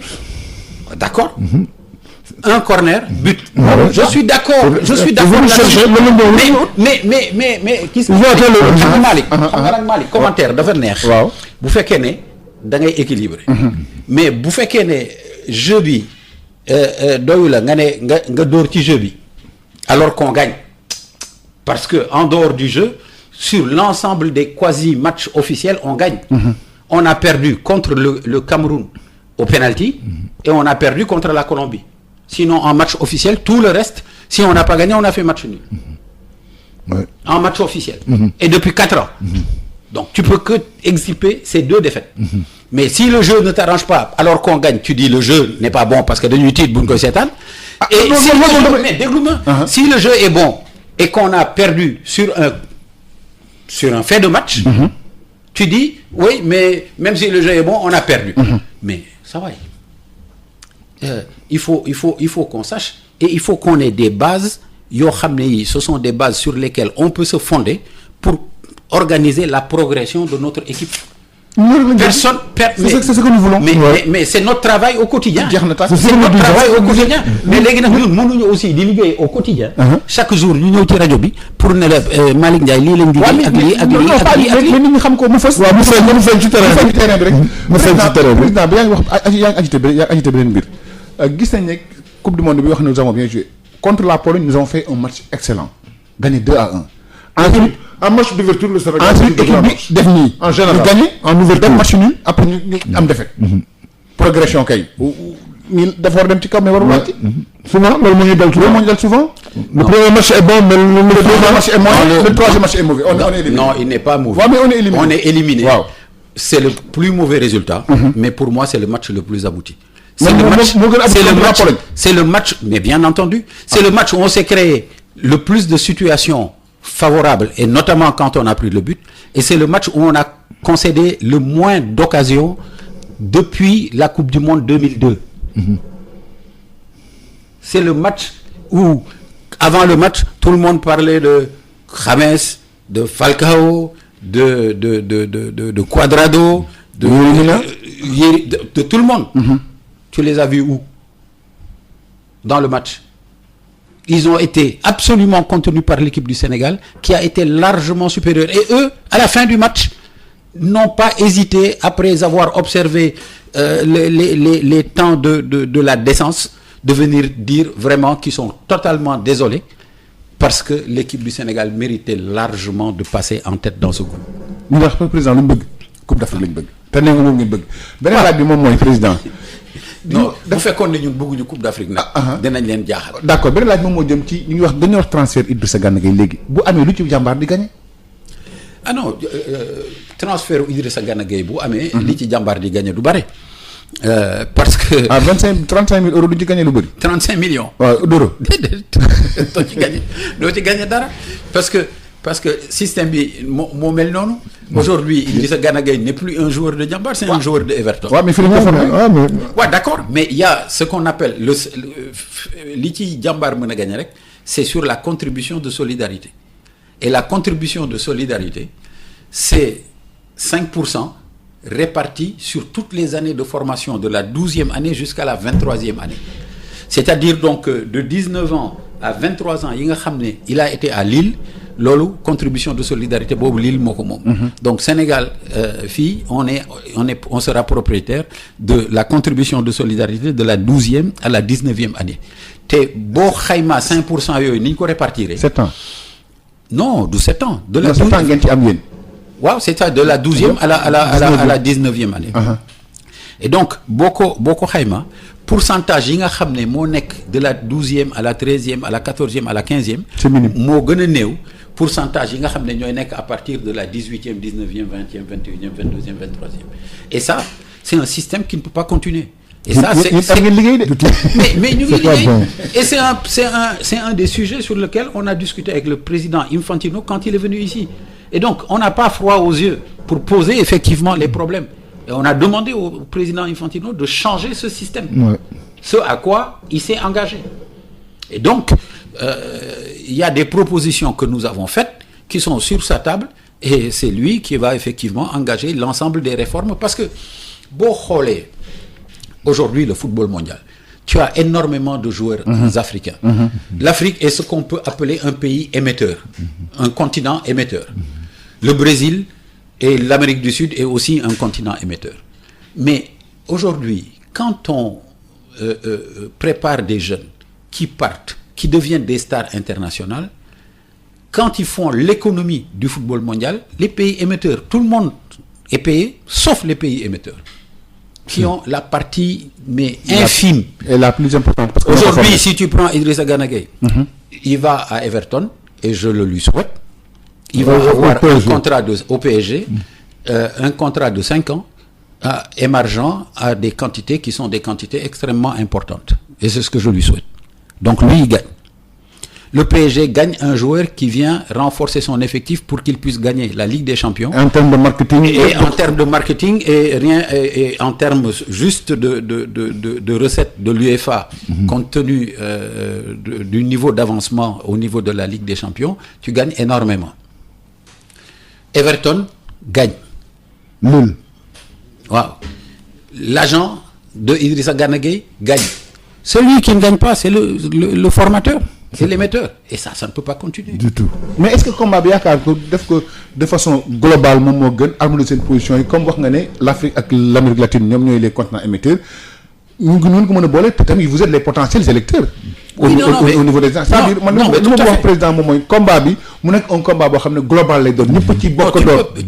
Enfin, on peut en faire un combat et l'amener de toute façon là où on doit l'amener. Bon, on a quand même aujourd'hui la chance d'avoir un président qui est accessible et à qui on peut parler directement, sans gants. On a également une de nos sœurs qui est dans une posture qui est une posture centrale au niveau de l'administration de la FIFA. Mais les problèmes au niveau des pays émetteurs ne sont pas les mêmes. Aujourd'hui, quand tu prends un joueur comme Vinicius, du Real de Madrid. Oui, il a été acheté 45 millions d'euros.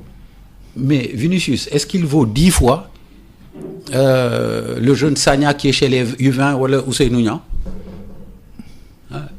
Et pourtant, 10 fois moins, c'est 4 500 000 euros.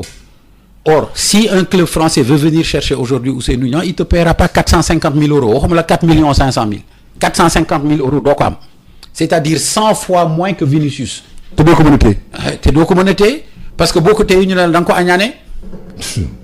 et c'est tout comme. ah oui. président ñëw ci jàmbaar gis nañ ne saison bi je touche du bois yéen a ngi vous êtes pratiquement leader de la Ligue 1 Ligue 2 du moins à l'issue de la 12e journée. seen match retard c'est déjà bouclé joué ngeen ko ba pare mal. non dese nañu benn match retard contre Port. kon sànni ngeen Caravas yéen. déedéet sànniwuñu Caravas kay c'est loin d'être là ça veut dire que tu n'as pas bien regardé le classement. si mu ngi nii 24-23. waaw 24-23 ak un match en retard. ak un match en retard alors qu'il reste 14 journées.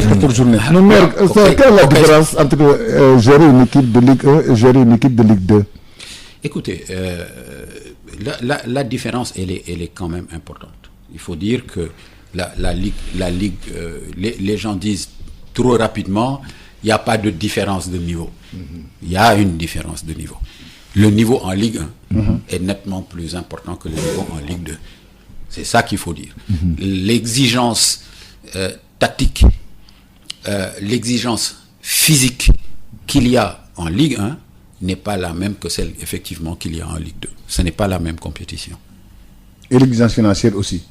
Oui, tout à fait, évidemment, parce que les exigences de base sont plus importantes déjà au niveau des textes pour la Ligue 1 que pour la Ligue 2, mais en même temps, le niveau, j'allais dire, de compétitivité qui est recherché par les clubs de Ligue 1 est nettement plus important qu'en Ligue 2. Et donc, le marché qui commence maintenant dans notre championnat, parce que maintenant, on prend plus des joueurs, etc., juste sur un coup de téléphone, on paye pour pouvoir commencer à prendre effectivement les joueurs. Il n'y a que Diambar qui n'a pas encore commencé à faire payer.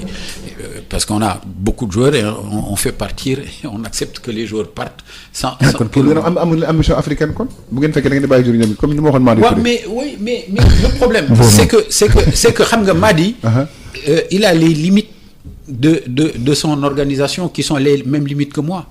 Aujourd'hui, si Madi avait gardé Mohamed Khan, avait gardé Amadou Diandiaye et avait gardé Ibrahima Niane et le jeune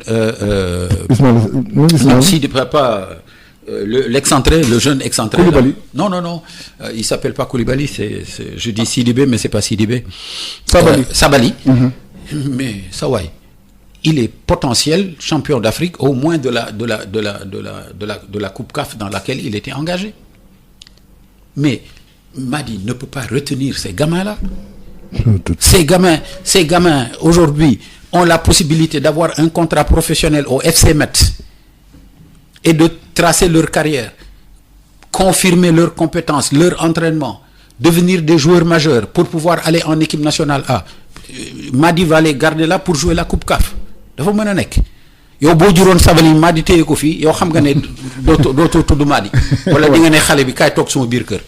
Alors Pape mën na ko bi antenne bi léegi su fekkee am na laaj bi ñu laaj président Saër Seck suñu gan tey président de la Ligue Pro vice président fédération président tamit bu Jambar 88 628 98 98 ngeen di oote président on avait également agité Jambar fële en Afrique du Sud fu ngeen toll ci projet boobu noonu.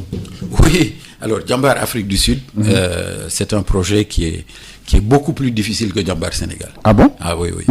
Oui, parce que c'est un engagement financier extrêmement important et Jambar Afrique Sénégal se débrouille un peu mieux que Jambar Afrique du Sud. Donc le projet est un projet qui a quand même pas mal de difficultés et on est aujourd'hui dans la situation de céder effectivement le projet en Afrique du Sud. Voilà, Alassane dafa mel ni am nañ kenn ci ligne bi 88 628 ñu jël kenn ku njëkk yi sëñ bi asalaamaaleykum wa rahmatulah. allo waaw ñu ngi déglu sëñ bi allo waaw da nga yokk kàddu gi waaw allo waaw. waaw salaamaaleykum na ngeen def. waaleykum salaam ñu ngi déglu. dama doon laaj dama amoon question concernant l'équipe nationale du Sénégal mun naa ko ci poser ci émission. allez-y waaw. bien sûr. voilà dama gis sànq ci Facebook ñu ne Maroc dafay football ak Argentine le 26. mars. léegi ma doon laaj lan moo tax Sénégal moom mënu di jouer match yu mel noonu. on est quand même la première équipe africaine. donc lan moo tax mënuñ football ak équipe yu mag yi. au moins pour natt suñu doole xam ñun ñooy kan quoi. waaw loolu wax dëgg ñu tontu ñu ci ngir yàlla ak yeneen tëb yi quoi. président mu ngi lay déglu waaw. Seydou lan ngay tontu kooku. waaw xam nga c'est ce type de match là. ñaari obligation la. benn bi mooy jouer ko à l'extérieur en Argentine. Généralement argentin yi bu ñu la invité booy jouer à l'extérieur. jouer seen dëkk. c'est ñoom ñoo lay fay. jël en charge. ñoom ils te prennent en charge et ils te payent. pour que tu puisses aller jouer. Mais l'enjeu mooy pouvoir avoir ces grandes nations ñu ñëw Sénégal di football si. mais grande nation boobu invité boo ko ne fan ngay jouer mu ne la Léopold Sédar Senghor mu ne la merci du ma ñëw. parce que suma joueur dañuy gaañu. loolu mooy li jiitu. ñaareel bi mooy. mun leen fédération mënu ko fay. ni da ngay wootee loo mën ak loo attan. ci mbirum koom. fii ñu toll woon ba fii. mënuñu ko fay. parce que amul boo jëlee Argentine di ko andi minimum di nga ko fay 5 millions d'euros. mooy ñaata francs CFA. 5 millions d'euros c'est à peu près 3 milliards de francs CFA. alors donc loolu bu fekkee ne c'est pas un État ou un roi qui décide effectivement de le payer. loolu mënuloo ko. donc c'est pas la peine ñuy jéem. te bu dee matchmaker yi s'il préfère Argentine Brésil amical que Argentine Maroc. waaw parce que ça va en plus. boo seetloo même boo matchmaker yi bu ñuy def ay Argentine Brésil. ñu ngi koy jouer fan Londres. parce que dañuy am télévision yi am annonceurs yi. Et à ce moment-là duñu am tous les frais pour envoyer les joueurs jusqu'au Brésil et les ramener parce que tous les joueurs jouent en Europe. voilà ñu jël keneen ci ligne bi Alassane 88. quoi kooku nag rëcc nañu 88 628. c'est plus facile de jouer là-bas. ah oui oui allô totalement. salaamaaleykum. waaleykum salaam. Alaaji Papa Gueye ñoo ngi siyaare. ñoo ngi siyaare bu baax waay. Mor Lo la. Lo. di ci sa teelu Guédiawaye football club bu Jamil Faye. Lo. waaw. Lo. di ci sa teelu Guédiawaye football club. Lo. waaw di nuyu sama papa Gueye di toog. Seer. Père Seer. dëgg la. Lo. waaw. Lo. Père. waaw. Père Seer ñoo ngi siyaare. delloo ziar bu baax Lo. ça alhamdulilah macha allah. va. naka yi tey. alhamdulilah tubaarkàlla. waaw xam naa boo gisee kanam bi sax di nga ma xamee ne tur bi nga doon xam daal. xam naa bu ñu miinante ci stade yi rek boo moytuwul moo gisee kanam gi xàmmee ko bu baax. man nga dajaloon keroog rek Guédiawaye yi. ah waaw non kon kay xam naa la bu baax. xam naa la bu baax. waaw ñoo ngi siyaar. delloo ziar bu baax. waaw Père ñun Guédiawaye moom mooy loolu moom football bi moom bokkatuñ si daal. ah kay. waaw ndax football bi moom bokkatuñ ndax da ngeen ñu si génn bi mooy lan. loolu. ay génn bi mooy lan ñun dañoo amoon benn club phare boo xam ne Guédiawaye yi ñëpp si doon ànd. Guédiawaye bu doon jóg population yi te habitants yi Guédiawaye yëpp nekk si ginnaaw équipe bi. nekkul ñun nag nekkul problème entre Jami Faye ak kii ñun Guédiawaye moo ñu yor ndax ba ñuy supporté Guédiawaye Jami Faye xamuñu ko ba tey ñii tamit mënuñu wax fan la dëkk mënuñu wax nii mooy numéro. mais li mu liggéey si Guédiawaye ñun Guédiawaye ba ñuy nekk xale Malick Gakou yor équipe bi ñun si lañ nekkoon di si équipe bi di ko topp. ñu xamoon équipe bi li muy dund. du dëgg. mais bu léegi boo ñëwee Guédiawaye ñu ne la tey Guédiawaye mooy recevoir da nga naan non fii yii ku la moo fi am. du dëgg. léegi boo ñëwee Guédiawaye sax match dañoo rus. ngir lan problème lan entre Jami Faye ak fédération ak te Augustin dafa ñëwoon keroog biir ay daaw stade Amadou Barry wax ñu ne dafa dossier bi am na fédération ay juges yu compétent yi fa nekk juges yi lu ñu wax rek moom la ñuy jugé mais ba léegi ñëpp gis nañ ko complot la rek pour lan Jami Faye mooy déranger. déedéet. jërëjëf. waaw Mor. waaw ñoon man daal loolu li ma ci mën a wax. du lu bare d'abord Jamil Faye man amuma benn problème. au contraire avant mu dugg ci football. Sénégal xëy na bokk naa ci ñi nga xam ne ñoom la jëkk a seet si ma ñu toog waxtaan mu fekk ma jàmbaar ñu toog waxtaan fa. dafa fekk football. ay kuréel ñoo ko ŋànk ak ay règles et kuréel yooyu ak règles yi problème yi am entre association Guédiawaye ak société yi nga xam ne moom la Jamil Faye tàbbaloon bu ñu amee problème ci seen biir ñun amuñu ne Jamil la ñuy faral wala kële la ñuy faral. dañuy seet kuréel yi nga xam ne ñoo ko ŋànk. ñu tranché leen. ñu dénk leen ko. ñooñu ba ñu tranché ku kontaanul dem ci li nga xam ne mooy voie de recours bi. voie de recours bi bu tranché ñi nga xam ne kontaanuñu. tribunal arbitral du sport. waaw bi ñu demee fa mbaxe ne doone benn bu ñu. attee ñun amuñu sañ-sañu. weddi ko wala bañ cee ànd wala def saka sudul noonu parce que à ce moment là Sénégal footballu Sénégal yëpp la ñuy dugal ci goutte. parce que loolu décision boobu c'est une décision qui s'applique à tout le monde. te loolu Jamil moom ci boppam xam na ko te ba ñu dajee taas aussi waxtaan nañu tranquillement yaa amul benn animosité. te li ma jàpp mooy Jamil bu ñëwee Guédiawaye c'est peut-être parce que bëgg na Guédiawaye parce que Guédiawaye la dëkk fa la meññee fa la màggee mais bëgg na football. mais que Jamil Faye bañ a nekk ci aujourd'hui association Guédiawaye génnewu ko ci football. parce que Jamil mën na. il est en contrat avec l'AS Pikine. mën na créer non ça c'est un contrat de sponsor d'équipementier. mais en tant que acteur du football rien n'empêche à Jamil Faye de créer un club et de monter et de progresser et de recréer effectivement peut-être même mieux que ce qu'il avait effectivement réussi à faire avec Guédiawaye parce qu'il avait réussi à faire des choses qui sont des choses très positives. ñu jël keneen allo. allo oui. waaw ñu ngi lay nuyu di la déglu sëñ bi. Malick. waaw. ça va man la bro. ñu ngi lay nuyu bu baax waaw bro. waaw maa leen yoon sama nijaay ak président bi nga invité noonu. Sayer la. salaamaaleykum bro. Sayer waaw. Sayer ne ko maa ngi koy jaale Serigne Seydou Diouf. ah jërëjëf. waaw président si sa wàll si sa wàll rafet bi mu ko waxee yëpp. si sa wàll.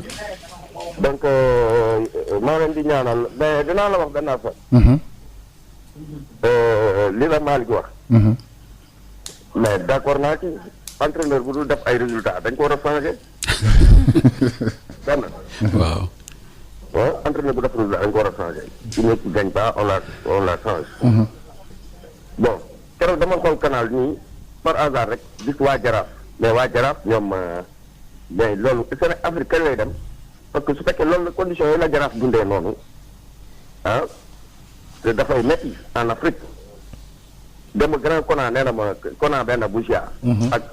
ak Léopold Diop sànq nee na ma bro ñun conditions yu gën a grave yi lañ daan voyagé mais yooyu war na jeex monde bi dafa développé bu ñu la mënee ci terrain dañ la war a gagné et puis nga toog keneen mais la vie continue mais di sànni ay glace di xeex yooyu mooy yan te ñun Sénégal boo ñëwee ñun ñu recevoir la dafa la li nga bëgg mais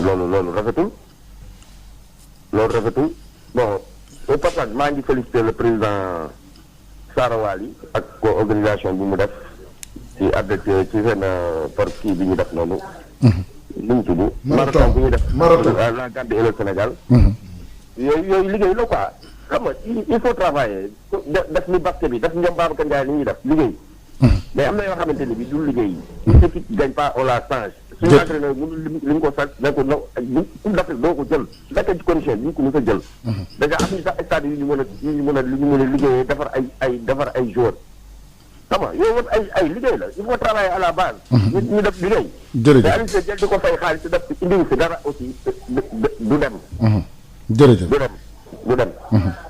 voilà. ñu jël beneen auditeur bàyyi après président mu tontu allo. allo salaamaaleykum. waaleykum salaam wa rahmatulah. ñu ngi ziar bu baax. delloo ziar bu baax a baax. waaw yéen a ngi ci jàmm. alhamdulilah. waaw man question bu ma doon buggal laaj rek mooy comme sànq ñu ngi joxe exemple ci ay Vinicius Junior bi jar 45 millions d'euros. keroog aussi am na koo leen fi invité woon benn journaliste xaw ma Ologo. Aliou waaw.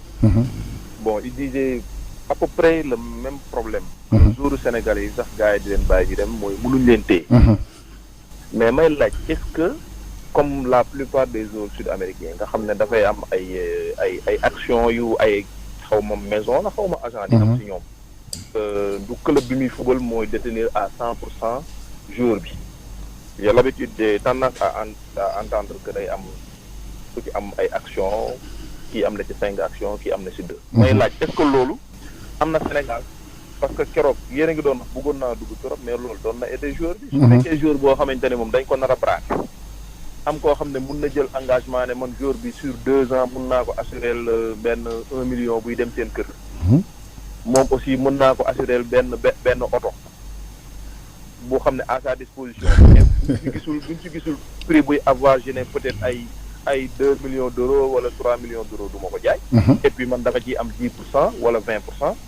je sais pas ndax système boobu am na Sénégal ou pas mais ça serait intéressant pour téye gars parce que man sànq li ma duggloo mooy li nga wax nee nga xaw ma génération foot am na 4 jours yoo lim yoo xam ne bu ko téye woon. day gagné coupe CAF. absolument. mais vraiment nag loolu jar na ko. dëgg la conditions yi métti na mais gouvernement sa war na engagé wu pour téye 4 jours yooyu ñu am coupe CAF. jar na gagné coupe d'Afrique de. wala système bii may wax ba xam am na Sénégal man bëgg naa ci xam dara. d'accord dina la tontu léegi. ñu jëlaat keneen Alsane 88 628 98 98 ngeen di oote ñu jël keneen ci ligne bi su fekkee am nañ kenn su fekkee amuñ kenn Alsane ñu bàyyi allo. le recteur dans sa rectitude.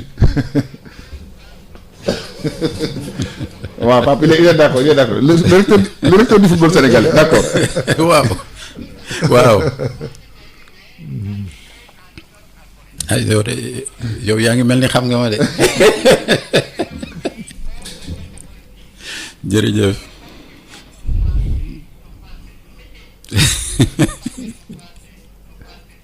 waaw mais Bamba def ko ci wolof boog Bamba. non def ko ci wolof rek Bamba. allez-y waaw Bamba. mi ngi may teree jàng de ba mi ngi may teree jàng. allez-y Bamba waaw. ñu jël keneen bàyyi président mu tontu 88 628 98 98 ngeen di oote suñ kan tey moom mooy président Sayer Seck allo. Samba Niébé d'accord bu Sud Quotidien allez-y Samba. Samba Niébé ok merci Samba. merci Samba moom mooy correspondant Sud Quotidien. ñoo defandoo final Wakaam kii mu ngi noonu boobu Wakaam Mbour. ñu jël keneen après ñu bàyyi président mu boucler tontu allo. c'est le dernier waaw c'est le dernier waaw. non Racine yow tam mënuñu wax ne xalaatuñu gagné dañuy xalaat gagné kay non parce que boo mënuloo wax l'équipe ne joue pas waaw. waaw da nga far rek voilà jërëjëf Racine ñun ñëpp président il me reste 4 minutes xanaa ñu bàyyi da nga parce que question yi am nañu solo trop. li may commencer mooy je pense bon bro li mu wax. quand un entraîneur ne gagne pas on le change. Bon. Je pense que ça ne s'applique pas à Aliou Cissé parce que Aliou Cissé gagne. Il gagne tous ses matchs. Il a été éliminé, c'est vrai, en quart de finale de la Coupe d'Afrique au penalty. Mais je pense qu'il y a des bases en matière de résultats. On a fait des qualifications, on a fait une Coupe d'Afrique, on a fait des qualifications à la Coupe du Monde et à la Coupe d'Afrique qui ont été aussi réussies en match officiel. On a fait une Coupe du Monde où on a été éliminé pour 2 cartons jaunes et à la déception effectivement de tout le monde. On est en train de repréparer une Coupe d'Afrique dont les qualificatifs ont été effectivement maîtrisés, où l'équipe n'a pas tremblé, puisqu'on a fini premier avant même de finir, avant la dernière journée. Donc, je pense que il faut quand même savoir raison garder. On ne peut pas construire et tous les jours déconstruire. Mënul nekk. Chaque fois football am na loo xam ne da nga ko war a jàngat. Derrière chaque défaite il y a un progrès qui se dessine. Si on est lucide et si on est responsable. Ce n'est pas parce que même demain si on gagne am na loo xam ne war nañ ko jàngat ci li nga xam ne war nañu permettre ñu progresser. Et donc les dirigeants et le staff dañu war a toog càmbar li nga xam ne moo baax ñu téye ñu càmbar li nga xam ne loolu la ñu war a soppi. ñu soppi ko changer ko pour que équipe bi mën a jëm kanam. benn question waaw beneen question bi mooy problème mu TPO yi. mooy li ñuy wax TPO tierce propriété. ndax Brésil dafa am ay joueurs yoo xam ne ils appartiennent à des sociétés ils appartiennent en pourcentage à des agents. FIFA dafa jël dogal bu bees boo xam ne dafa ne les TPO maintenant sont interdits. Et donc fii aujourd'hui au Sénégal. Man bu ma bëggee bàyyi Idrissa Gana Gueye mu dem et je dis mais damay bàyyi 50% yi maa ko moom c'est interdit. Léegi booy joueur boo koy transférer da ngay def une attestation de TPO c'est-à-dire que amuloo benn propriété ne il n'y a pas une tierce propriété keneen amul propriété ci joueur bi ak pourcentage parce que kaaw Tevez. ba mu demee Manchester United ak kaaw yeneen joueur. Même le cas de Neymar, bi muy ñëw Barcelone, tous ces cas-là ont fait effectivement que la FIFA a pris aujourd'hui un certain nombre de dispositions pour interdire les TPO. Donc, booy transférer, yow en tant que club, da ngay def une attestation qu'il n'y a pas de TPO et le joueur lui-même fait une attestation qu'il n'y a absolument aucune TPO sur lui. Waaw. Mounes Bamba. Waaw léegi. Le recteur. Waaw le recteur. Waaw recteur xam nga position wu Mawade. Pour dire la vérité, je ne pense pas qu'il avait. Mawade était le conseiller direct de Issa Hayatou. Le système de Hayatou est différent du système actuel. Le système actuel est un comité exécutif de 23 où les débats sont des débats qui sont des débats quelquefois assez houleux. Mais ñun ñu ngi door agsi ci comité exécutif bi. Parce que depuis effectivement le départ de Mawade, le Sénégal est absent. De là où les choses importantes se décident, c'est-à-dire au niveau du comité exécutif. Aujourd'hui, avec le président Augustin Senghor, on est à nouveau présent au comité exécutif et je peux vous dire que le président Augustin, tous les jours, prend un peu plus de poids effectivement dans la relation avec ses collègues présidents et en même temps, il est président de la zone UFOA A, dans laquelle il y a 9 pays, la Mauritanie, le Libéria, la Sierra Leone, la Côte d'Ivoire, la Guinée, etc. Et donc, on est en train effectivement de tisser notre toile de manière à pouvoir effectivement être le plus présent possible au niveau de la CAF. Mais ce sont des sphères qui sont des sphères éminemment politiques et même si vous avez qualifié mon ami Diop de de recteur de la rectitude. noonu la wooye boppam. Waaw mais dans les sphères politiques la rectitude n'est pas effectivement la chose la mieux partagée. Donc on essaie effectivement de peser de tout notre poids. Et le problème qu'il pose, et c'est vrai, c'est un problème sur lequel malheureusement je n'ai pas de réponse, et j'avoue que je n'ai pas de réponse. boobu mën naa ko tontu. mooy le match du Jaraaf. boobu xam nga lu ñu def ci suuf boo xoolee ci quand la CAF man j'ai reçu le communiqué. ci suuf c'est l'équipe reversée qui reçoit en première. C'est ça. loolu règlement la. équipe bi reversée moo njëkk a recevoir. Ah bon loolu liñ mën nañ def ci suuf. équipe bi reversé coupe CAF. moo njëkk a recevoir. l'équipe qui a bi ñu dem bu xam ne reversé wuñ ko bi qualifié coupe deuxième tour bi moom mooy dem. donc ça c'est le règlement ba moom bu mun naa ko c'est le règlement qui a été appliqué parce que man bi mu amee j'ai appelé quelqu'un du Jaraaf mu ne ma loolu la regarde le communiqué quand j'ai regardé le communiqué ma xam ne règlement la. ok non tout à fait. waxtu wi jot na. waaw. am na question mu des. waaw am na même ñaari question yu des. eggal ko rapidement. waaw benn bi mooy la question de Samba Niébé en ce qui concerne le démarrage du championnat catégorie jeune. dafa amoon liggéey boo xam ne dañ ko defoon. pour que mu am un championnat jeune élite. bi ñu demee comité exécutif. le football amateur a dit que le football des jeunes. ce qui est vrai. au terme des textes de la fédération, est un football amateur. Et donc, il ne peut pas être dans le football professionnel. Et donc, si on doit faire un projet, en tout cas un premier projet, il doit être un projet national qui embrasse en même temps le football amateur et le football professionnel. C'est ce qui a été décidé en comité exécutif et c'est ce que nous allons mettre en œuvre prochainement.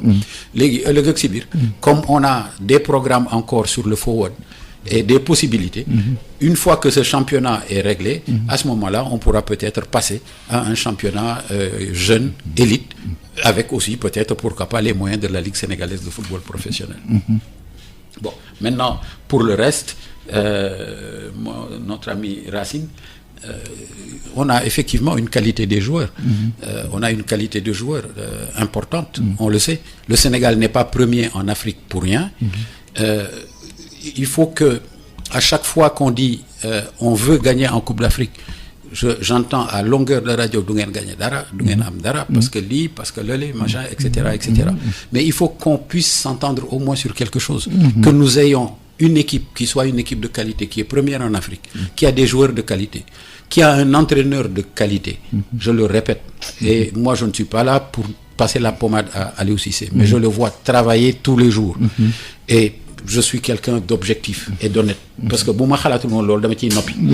mais à ce moment-là, Sénégalais yëpp ñoo war a bokk ànd gunge équipe bi ñaanal ko jàppale ko pour que on puisse enfin arriver à gagner un trophée qui soit un trophée continental.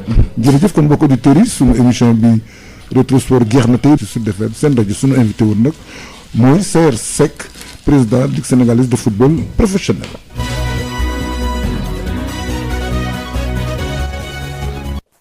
ngir massage bu jaar ci yoon taamu leen gamme Piro Valda. Valda Afrique ak Piro Valda ñoo leen doon may seen émission Rétro Sport.